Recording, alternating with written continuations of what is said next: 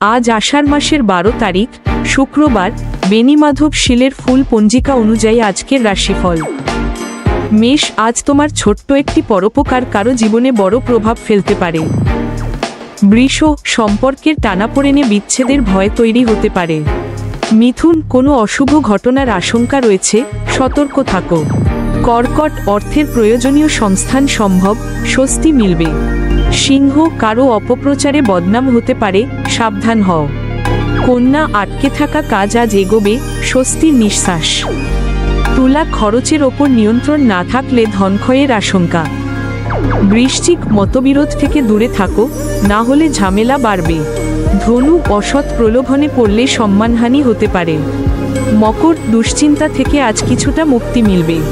কুম্ভ, কলামুখী কাজে আগ্রহ বাড়বে, আত্মতৃপ্তি পাবে।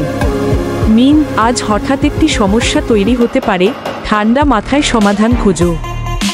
প্রতিদিন এমন রাশিফল পেতে চ্যানেলটি সাবস্ক্রাইব করে পাশে থাকুন।